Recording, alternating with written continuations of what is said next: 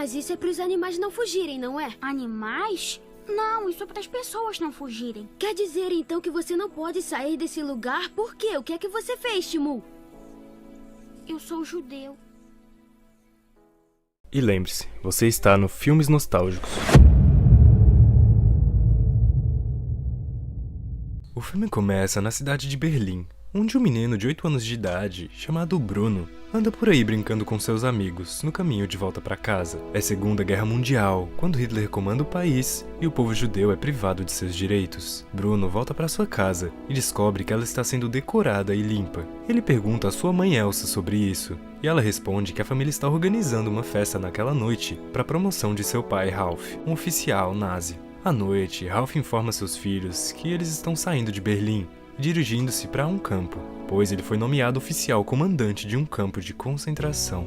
Ouvindo isso, Bruno fica muito triste, pois ele tem que deixar seus amigos de infância, mas seus pais lhe garantem que ele também será capaz de fazer novos amigos lá no novo lugar. Na próxima cena, Bruno e sua família chegam em sua nova casa na Polônia. É uma casa de 2 andares, com um jardim cercado de muros altos. Enquanto espreita pela janela de seu novo quarto, Bruno nota algumas casas bem longe. Ele acredita que as casas pertencem a fazendeiros e assume que há crianças brincando lá. Ele então conta à sua mãe sobre os fazendeiros que usam pijamas listrados, o que ele acha um pouco estranho. Enquanto isso, um homem idoso entra na cozinha e traz legumes frescos para o dia. Enquanto o homem entra para colocar os legumes em cima do balcão, Bruno nota que ele está vestido com o mesmo pijama listrado que ele viu antes. Curiosa sobre o que Bruno está se referindo, Elsa olha para os tornozelos do homem quando ele sai e nota o que está acontecendo. Na próxima cena, Bruno está dentro do escritório de seu pai. Ele está questionando seu pai sobre os fazendeiros de pijama. Ralph lhe diz que os que usam pijama listrado não são pessoas, de jeito nenhum. Enquanto isso, Elsa descobre que a fazenda que Bruno está se referindo é na verdade um campo de concentração. Elsa, furiosa, entra no escritório de Ralph e o confronta sobre o acampamento. Eles deixam Bruno pensar que se trata de uma fazenda, onde os agricultores usam pijamas listrados. Também proíbem Bruno de fazer amigos e brincar por ali. A partir da janela, Bruno poderia ver que o acampamento também está bloqueado, por razões óbvias. Muitos dias passam, e Bruno está jogando sozinho em sua nova casa. Ele está triste por estar sozinho e sem qualquer amigo. Um dia, enquanto ele estava jogando no jardim da frente, ele nota uma pequena porta, que leva ao quintal da casa. Silenciosamente, ele tenta entrar e explorar, mas é notado por Elsa, que o chama para dentro. Bruno é agora forçado a ficar dentro de casa e se acostumar com seu novo ambiente. Durante o jantar, Ralph informa que ele arranjou um tutor para Bruno e sua irmã Gretel. Bruno parece entusiasmado com o fato de ele não ter que ir para a escola, porque a escola está chegando a ele. Na próxima cena, enquanto Bruno está brincando em um balanço, ele percebe alguma fumaça no céu. Ele tenta ficar de pé e procurar o local onde a fumaça está vindo, mas no processo ele cai do balanço e se machuca. O velhote o pega e fornece ajuda. Bruno é cético sobre a bandagem e achou que deveria ser um médico. Entretanto, o velho assegura que ele está bem e menciona que ele mesmo costumava ser um médico. O velho se apresenta como Pavel, e Bruno fica surpreso com o fato de um médico estar trabalhando em sua casa descascando batatas. Pavel fica um tempo cuidando de Bruno. Ele parece um pouco confuso, mas agradece Pavel pelo seu trabalho. Bruno está olhando através da janela de sua irmã e nota um homem velho andando de bicicleta, que ele assume ser seu novo professor. Bruno está certo, e o professor começa a ensiná-lo sobre o regime nazista e sua história. Bruno quer ler livros de aventura, mas acaba ganhando um livro de história. Mais tarde, como Bruno está lendo seu livro de história tedioso, percebe a porta para o quintal aberta, e dessa vez ele corre rapidamente em direção ao galpão. Atravessa a janela e caminha na floresta aberta. Bruno, sem saber para onde o caminho está o conduzindo, segue a trilha e chega ao acampamento que ele acredita ser a fazenda. O acampamento está cercado por cercas de arame farpado, e todas as pessoas dentro estão usando pijamas com listras, com um número do outro lado. Bruno nota um menino de sua idade, sentado sozinho. Ele pode notar a enorme diferença entre os pais dos meninos e os arredores em que estão vivendo, apesar de ambos terem a mesma idade. Bruno se apresenta e chega a saber que o nome do outro menino é Shmuel. Shmuel lhe diz que está com fome e pergunta se Bruno trouxe algo para ele comer. Bruno está com os bolsos vazios, mas silenciosamente decide que ele trará algo para ele na próxima vez que ele voltar. Bruno acha que Shmuel faz parte de um jogo. Shmuel responde que o número não tem nada a ver com o jogo e volta rapidamente para o acampamento.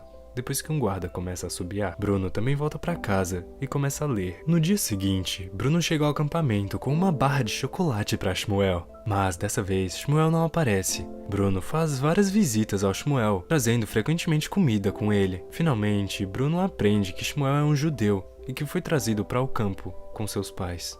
Bruno também perguntou a Shmuel sobre a fumaça proveniente das chaminés, e ele responde que não sabe e que ele não tem permissão para ir em qualquer lugar perto. Bruno então retorna à sua casa, prometendo reencontrar Shmuel. Logo depois, vemos Bruno perguntando a seu pai sobre a fumaça, e ele responde que a fumaça é proveniente do lixo queimado nas chaminés. Depois de algum tempo, Elsa visita a sala de Gretel e está desconfiado sobre o que seu tutor está lhe ensinando.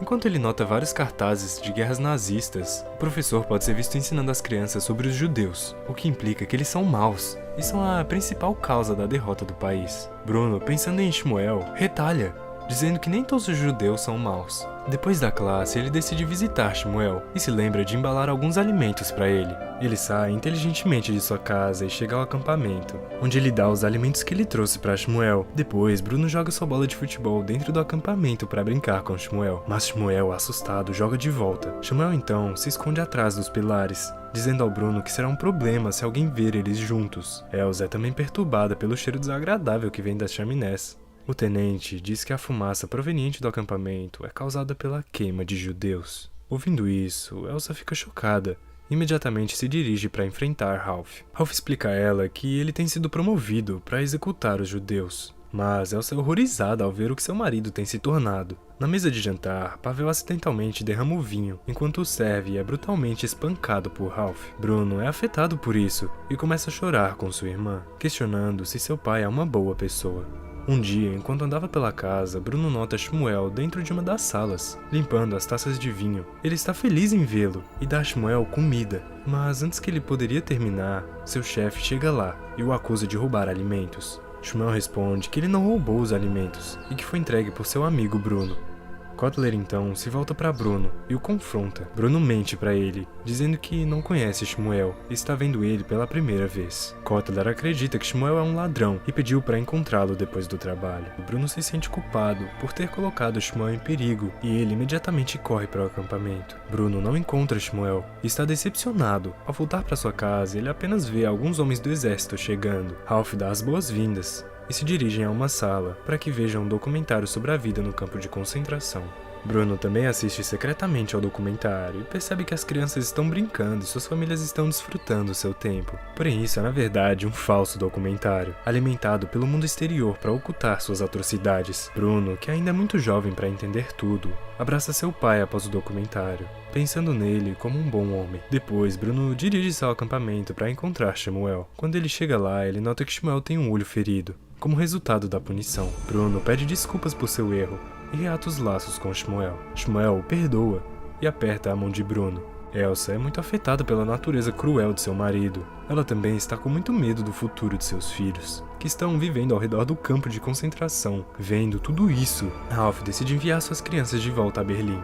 Ele informa a Bruno sobre o retorno, mas Bruno não quer voltar. Ralph menciona a ele que eles estão saindo com sua mãe em poucos dias. Bruno fica triste e imediatamente visita Shmuel para lhe dizer que ele vai embora. Shmuel não responde a ele, já que está triste pelo fato de que seu pai está desaparecido desde o dia anterior. Para compensar o erro anterior, Bruno decide ajudar Shmuel a encontrar seu pai antes que ele vá para Berlim. Ele percebe que poderia cavar um buraco com um bastão para passar pelos fios. Antes de voltar para casa, Bruno pergunta a Shmuel se ele consegue arranjar um traje listrado para ele. Assim, ele poderia ajudar a encontrar seu pai. No dia seguinte, Bruno prepara o último sanduíche para Shmuel e está pronto para visitar ele. Bruno mente para Elsa, dizendo que ele vai brincar no balanço pela última vez antes de ir para Berlim. Elsa concorda em deixá-lo brincar lá fora, pensando que ele acabará por se afastar do mau lugar. Bruno então pega uma pá e corre em direção a Shmuel, enquanto Shmuel trouxe um par de pijamas para Bruno. Ele coloca o pijama e começa a cavar por baixo dos fios.